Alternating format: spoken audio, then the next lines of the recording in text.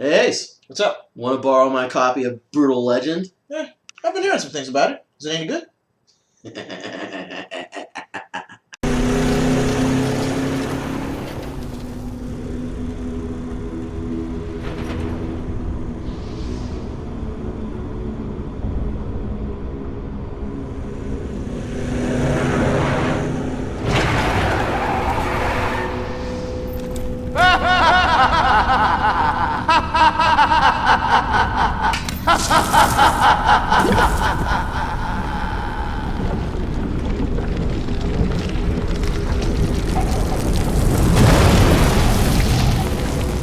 Well, it's about fucking time. Ozzy.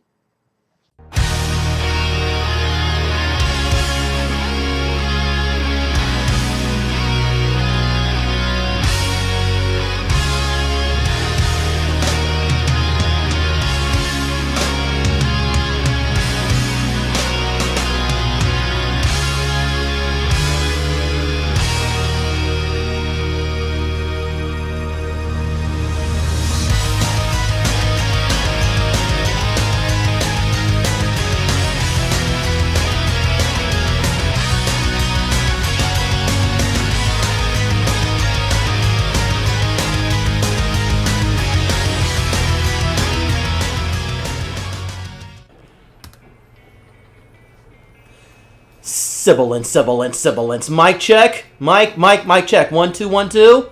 Mic check. 1 2 1 2. Wrong genre. Welcome y'all. As y'all just saw, as Ace has been devouring. You mean getting devoured by? Pretty much. We up in here doing Brutal Legend. Oh my goodness. Goodness gracious me. For once, your boy, that bastard, is going to be coming with all the usual Ace-like, insightful, intellectual, tactical knowledge, and Pretty much. Ace plays the game. as far as this review goes, between the two of us, just like you said, he's going to be providing all the insight.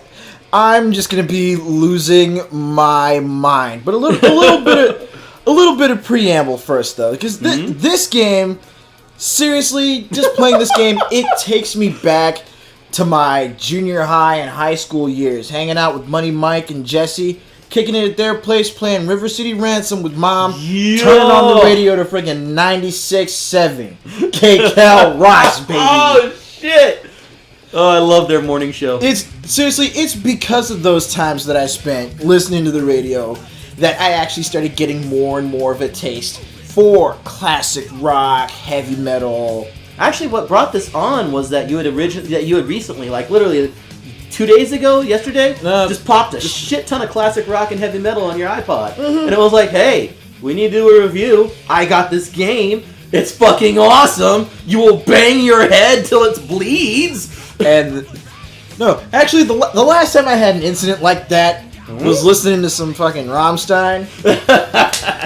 And I forget which song it was. I think it was probably Du Hast. No, it was Keine Lust. Ah! I banged my head so hard I sprained the muscles in my neck. That's what I'm talking about. I wrecked my neck banging my head to that song. So be prepared, our fellow heavy metal maniacs, warriors, feasting on the cosmic rays of evil alien overlords bent on world destruction. And we're not gonna let them do it, brother. Skronk, the game. Yeah. That's pretty much what this is. Skronk the game. So, with all that stated, let's get to it. We're just going to jump right into the game. I'm just going to jump right into the gameplay while we talk about the story and, of course, the history of the game. Actually, yeah, I wanted to get into the history of the game somewhat. First and foremost, though, I know I normally don't say this earnestly, but because this is Ace's first playthrough, and because the story is that awesome, I am going to do my damnedest right here and now. I'm just going to make the promise on my honor to not spoil anything too major. I have done one thing, and actually it was a little bit of the controversy behind the game. You know how every game, I'm going to be rolling around in the filth of it. I'm going to be rolling around in the fucking, there was all this drama that went down, and, my nipples, But Drama llama. But and with this one, there was a little bit of drama. And y'all probably already going, what kind of drama? But first, let me start off with several names. One of those being Tim Schafer. That man is a genius. The man, the legend. A name that is like emblazoned in the history of video game history. But wait. We're not just talking about because of his contribution, bringing us Brutal Legend, but this is one of the men behind freaking Monkey Island, Grim Fandango, Psychonauts. I mean, we're talking about a beloved name. The guy can do no wrong. He can commit murder, and most of the fans will be like, well, did he make a video game off of it? Pretty much. The man is awesome, and he kind of looks like... that's just him. Yeah, and he looks like he belongs on a Johnny Depp set, you know what I mean? Oh, there you go. Now, as always, we will be bringing you somewhat spoilers because, Ace is actually playing it and discovering the nooks and crannies of the game, which is another part of the game, really. All these nooks and fucking crannies, which are awesome. Oh, yeah! Armageddon! So, seriously, the fact that your health upgrade and your health regeneration is basically being granted the flesh of the being known as the cremator of the sky. How metal is that? Yeah! Suffice it to say! Sweet Jesus! Oh, I fucking love this game. It's like I mentioned earlier, this is pretty much Metalocalypse, the game. Funny story, when this came out around, 2009 or whatever, it was roughly around the same time where Metalocalypse came out. Some people don't even realize that Eddie Riggs, the main character of this game, was in an episode of Metalocalypse. For real. So oh, it's awesome. Drop the deuce! Druid Plow! So there's Tim Schafer. Now, I started off with Tim Schafer, just throwing it out there because he's also, of course, got the whole Kickstarter thing going on right now. Or already did, for an action game along the lines of, I do believe, Psychonauts and Grim Fandango, called Broken Age. Yeah, I was reading up a little bit about that. And first off, hail to the gods, respect the elders. Mighty number 9 hit 4 million, right? Yep. On the Kickstarter. That's just fucking insane. Today was actually the final day of the Kickstarter campaign. In fact, as of 6 p.m. Pacific Daylight Time, that sucker ended with 3.8 million on the main Kickstarter page, and another almost 200 grand on their PayPal. And now they're gonna waste it all on hookers and blow. They better give us the game. But Tim Schafer was one of the ones who first started that shit. You know what I mean? Oh yes! Oh, you missed him. You missed him. But suffice to say, Tim Schafer is one of the first ones that went over, as far as I can remember, went to Kickstarter and went, this is a great idea. I'm going, whoa, check out the background. I'm going to use this, and we're gonna make a great game based off what the people want, the people paying for it. Crowdfunding that shit. And, while there are trolls that will have a good time talking about, oh, it's Tim Schafer, of course he's going to get all the money. But at the same time, no, it's Tim Schafer. When has he not delivered a game people didn't like? And I don't even mean his fans. I mean just people who look at the game and go, I'll try that out. Psychonauts. And it ends up being just one of those games that defines your gamer repertoire, It's just one of those things. Oh, go for it, dude. We already told... Hey, by the way, spoilers! Ace just discovered these things, how to unlock them. And so, yeah, you're going to get some storyline bites right now because it's awesome. In fact, let's check it out.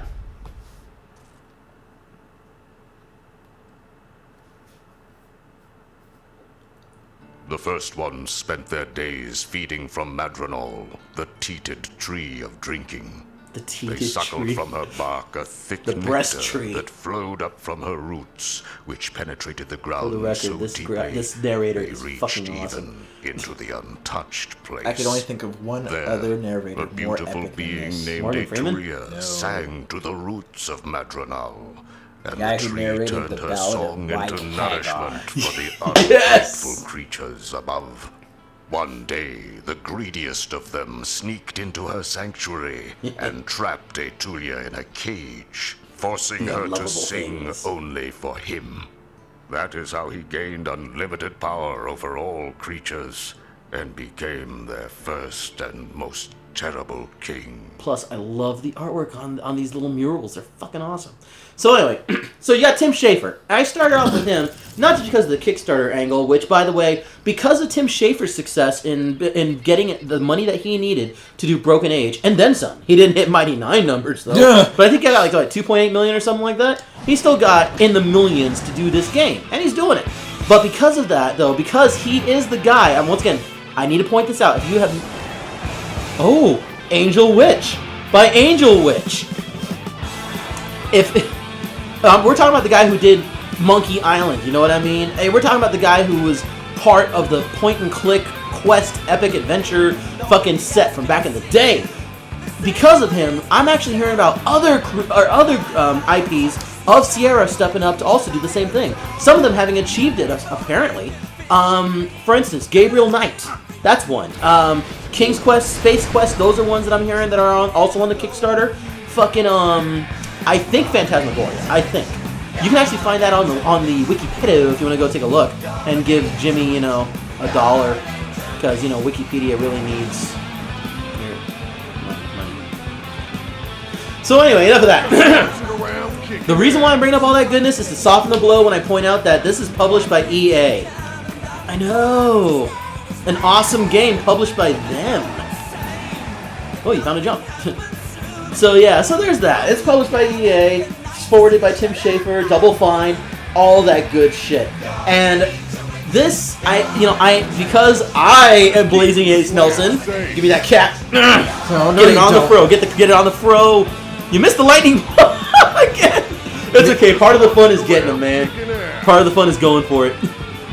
So suffice it to say, when I was talking about the drama and the controversy about this game, it's not like there's a lot of it, but there's sometimes parts of this game isn't really defined to you.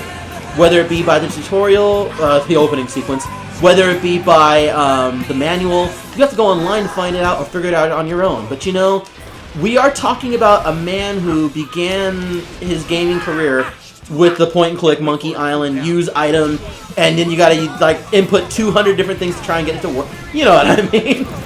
And on the one hand, I actually find it... Oh shit! Watch out, dude! For once, I find it actually pretty cool that a video game developer of any sort respects me. That actually... Oh god. The action combined with the music. So I'm just glad that, for what it's worth, it feels like it's not like they expect too much of you, but they just expect you to actually think. One of those things was the fact that you can, that car that you have, the Druid Plow, drop the deuce! The Druid Plow! You can actually call that in the middle of the RTS segment, and boom. Most people didn't realize that. We're like, holy shit, we can? And then that, of course, brought along a whole bunch of butt hurt and tears. Oh, get you some Razor Girl. I'd love to. That's Stella. So suffice it to say, I'm gonna since I'm ace today, well, complete with cap on my straight throw. Give me that. Take it. But I'm still gonna use it. This is a love letter to all things metal, and I do mean all things metal. This even covers like goth and doom. That mellow doom or mellow death, fucking death metal. This covers glam metal. This even covers what can be considered hard rock tropes. That's like the best part of this game, is this open world that you're in. Now, here comes the next part of that controversy in the segment that I'm just gonna call. Oh my God, what is his name? He's like one of my favorite motherfuckers. Not Maury Povich, the other one. Oh god damn it. Well, Maury Povich is good too, so let's go with that. In the Maury Povich segment, what most people. Oh, you mean Jerry Springer? Jerry Springer! I can't believe I forgot that. That was only like most of my childhood. I mean, watching the show. Shut up, Ace. So, the other controversy that goes down actually is very intrinsic about the gameplay. Now, if you don't know by now, our fellow hooligans and metal-headed maniacs, this game is a game of two faces. On the one hand, you have this open sandbox action-adventure going on that most people, during the trailers and such, only saw this. But what you don't realize is that in order to continue the game, there comes segments where you got to do what's pretty much real-time strategy, straight up RTS. You have to defeat you have to take over segments that are flowing with fans and the energy from fans. Metal-headed maniacs. Yeah. You have to establish merch booths, and then you have to fucking actually like summon soldiers and command them to do stuff. But I don't actually mind it. I mean, I'm just putting that out there. I actually don't mind it personally, and I went into this game knowing that. For those who didn't know that going in, hey, if it ain't your thing, it ain't your thing. And for some, it's not. Some people, you need to think your way through an RTS or react in certain ways and know the individual units and what they can do. And other people just want to smash buttons and bang skull, you know what I mean? And this game really does actually do both, straight up. So there you go. So, story. You know what? I'm actually not going to say too much about this. Because like I said, I don't want to give away, and there is so much to this. You know what? When I go into a Tim Schafer game, I expect a good, solid story. This man, for all that he looks like he can star in like co-starring with Johnny Depp in like Sleepy Hollow or some shit, he does. Have you seen Tim Schafer? Mm-hmm. Yeah, nigga look like he from Sleepy Hollow. But all I'm saying is I expect a certain standard, and this man meets it. He meets it with this game. I mean, you start off as Eddie Riggs, this kind of soul-weary, but does his job, roadie, you know what I mean? Proud of what he is, proud of who he is, and an inspiration to us all, for the record. Ace is nodding his head over here. Inspiration. The man does his job. And he pretty much gets... He does his job, and... yeah, soul-weary as that bastard mentioned, but... he still does it with a certain kind of pride. And the way that the intro is actually the way that the introduction of this game is actually set up, when you first meet Eddie and the band that he's currently touring with as their roadie, as they destroy the idea of the very foundation of heavy metal, you really, in a way, you really get to know Eddie just from that establishing set. Yep. But, suffice it to say, shortly, Ormagoden shows up after blood touches the mystical belt buckle of Eddie Riggs and apparently summons him to this alternate world. Or perhaps in the past. It all depends on how you look at it. Now, for those of you who are in the know, shut up. Don't ruin it.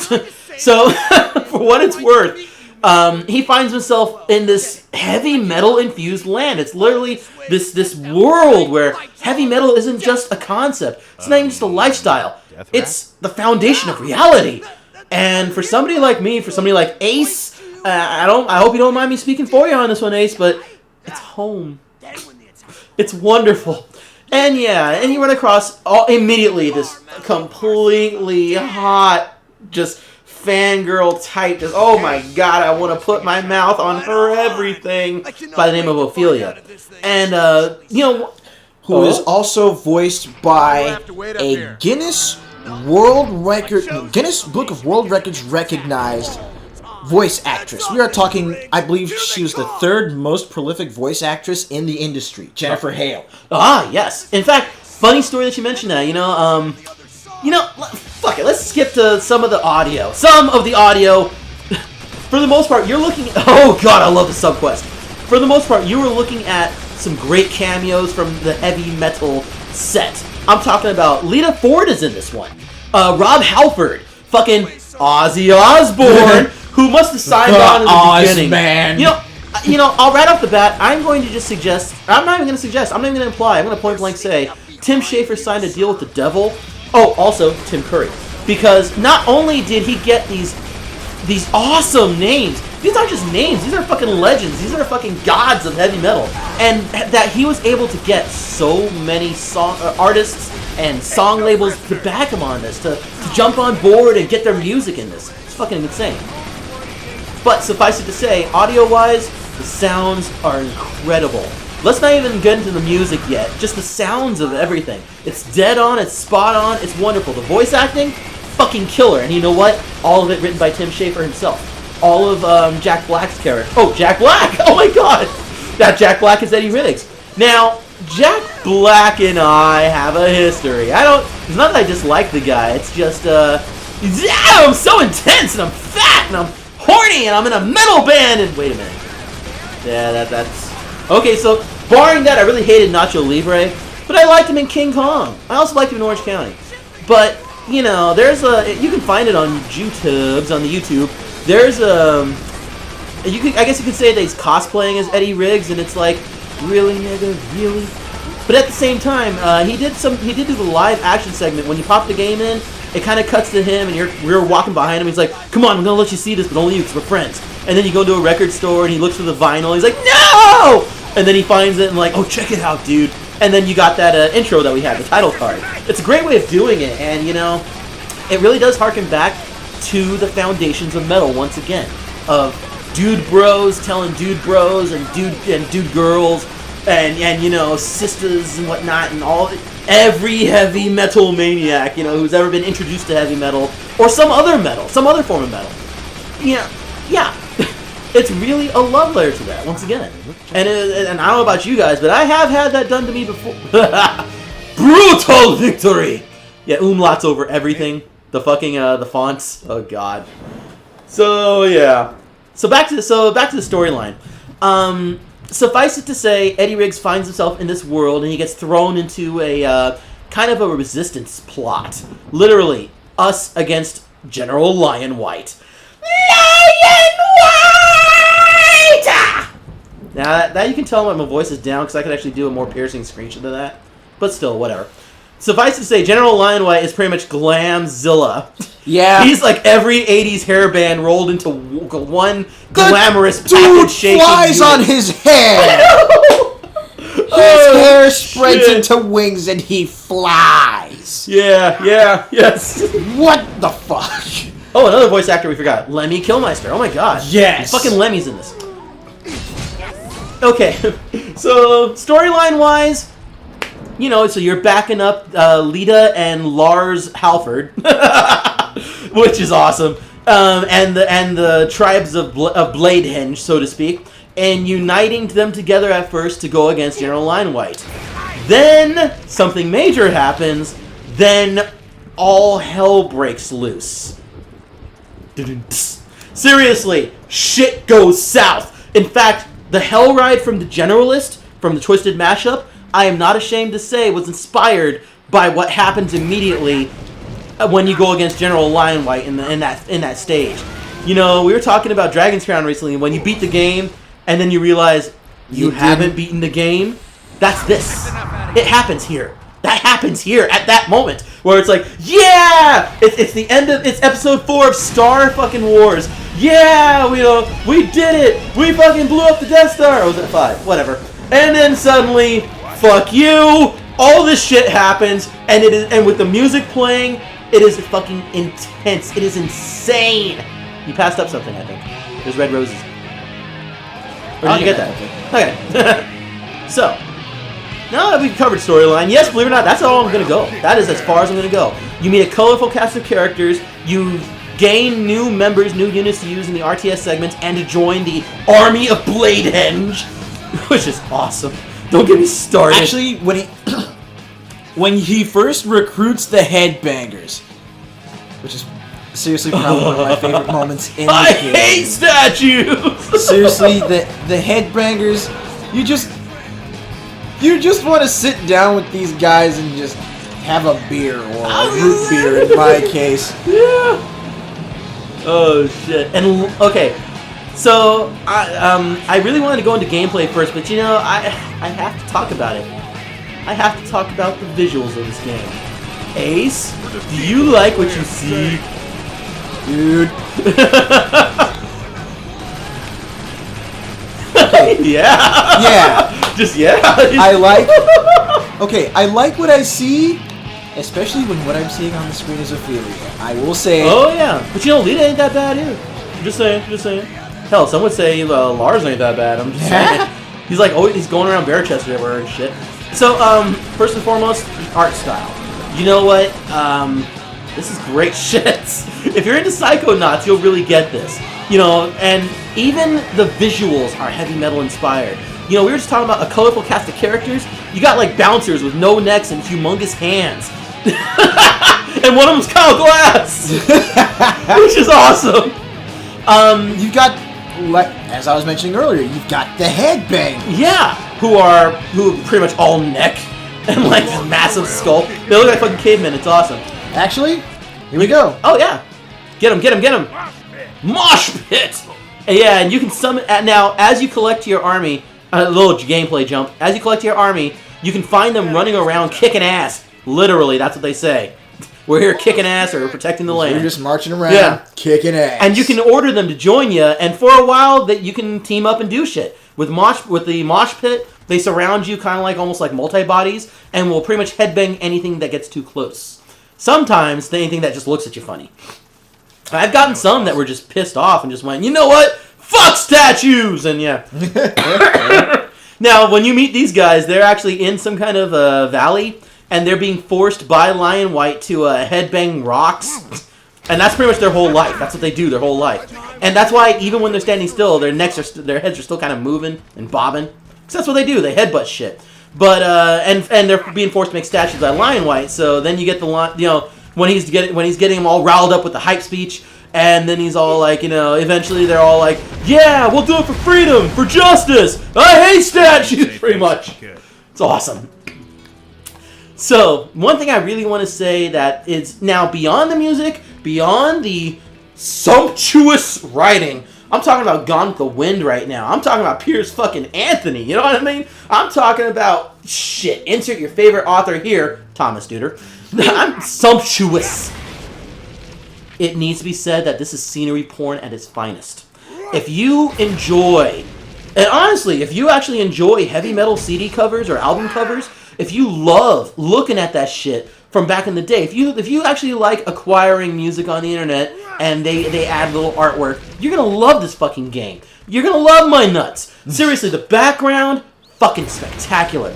As it goes from day to night, as it goes with storms coming in and these uber electric lightning bolts striking the ground, it is beautiful. It pushes, I would even say point blank, yeah, it pushes the boundaries of what your system's gonna do. And then there's just various locales like, oh god, the Motor Forge. Yes. Let's see, Bladehenge itself, the Screaming Wall. But the Screaming Wall, yeah, the valley where you find the headbangers. Yeah. But you know what? It gets even better as you progress. Oh, the Spider Queen. Yeah. We're gonna be smashing spiders for the next week. Sorry, Laura. You know who you are. Sorry, darling. So suffice it to say. So we're going to be on the spider smash for a while. Clementine a breather. But outside of the colorful cast of characters is also the sheer amount of mobs. Not just mobs that become your friend later on, but mobs you can interact with. That you can whoop their ass and either ride them or use them as a weapon. Let's see. Let's see if we can find... Ah, yes. Here we go. The Blade Hogs, or whatever they're called. Ground urchins. Ground urchins, yes. Check this shit out. No, you didn't hit it, but it's still, you get the idea. These little motherfuckers explode. You also have the raptor elks. Like, a lot of these creatures you can ride and then force them to attack things, kind of like in Dragon's Crown or Golden Axe. Yeah. Yeah. And which also, I have point blank said, is implied heavy mithril in those games as well. Uh-huh. Golden Axe is practically a heavy metal album cover you can play. Pretty much. Yeah. In this, when it comes to the action-adventure and the actual gameplay portion of this, yeah, that's actually one of the best things that Tim Schafer and Double Fine actually did in this, was how you can interact with practically everything. Practically. There's so many monsters or mobs you can fuck up and then ride, or fuck up, period. Or fuck up and pick up and throw out another motherfucker like those guys. I don't really know what you can do with the seagulls, though. But let's not get started. So suffice it to say... No, what can you do with the seagulls? Detonate them using the amps. Yeah, roadies. When the roadies show up later on in the game, oh, good grief. Hey, you were mentioning the Motor Forge earlier. You want to show them? Drop a deuce. Get in it. Wait, that's not the Motor Forge? My bad. Flowers are telling me that this relic. Oh no, it is. It is. And this could actually take us into another one of the gameplay tidbits. Go for it. The different parts of the game where you have to actually play music, where you actually have to play the solos. Yeah. and they are intrinsic, not just for combat, but also for interacting with the environment itself, like here. And yeah, if you whiff one, they're not going to be mad at you. If you whiff 2 or 3, they'll stop you. And you'll get booed. Welcome to the Motor Forge. Born to raise hell. You know, we were mentioning, which, by the way, the Deuce Coupe, or the Druid Plow, is the Axeman, is a great way of checking out the environment. The game has so much to show you. It really does. Aside from using the Druid Plow to check out the environment, check out the freaking Druid Plow, man! Isn't that awesome? It's like a Roadbuster prototype right here. That is fucking beautiful. And you can change the radio station, you can change the music, via that. Which is also, once again, intrinsically part of the game. And now... You get a cute little cutscene. Y'all want to know what had my eyes widen? Check it. When you saw the lights. The Guardian of Metal. Every time you come back, there's another Motherfucking Ozzy Osbourne. Beautiful car. Yeah. Metal noise, blood and fire. Tell me what. Does that not look cool? Desire. The UI is so good. So suffice it to say, audio or visual wise, Oh, what? Double nitros? This game is fucking awesome. You are gonna love this. If you are into heavy metal, hard rock, or, as I don't want to ruin it too much later on, melodic death metal, straight up death metal, growly doom, you know what I mean? This glam, hard rock, this has it for you, and you're gonna fucking love it. Audio wise, we've covered one half of it because, damn well, we got something special in the, you'll probably understand what it is, because it is pretty much the foundation of this game. Story. See, there's the missile launcher, baby. And then when we come back from the break, we're gonna cover a hell of a lot more of the gameplay because, believe it or not, there is a hell of a lot more. Oh yes. Okay, remember how I was talking about how Dragon's Crown is deceptively simple? This is deceptively meaty. Yes. Oh, you're gonna want to put this beef in your mouth. So, yeah. Bang your head over the brake, and if you ain't broke your neck, we'll see you on the other side.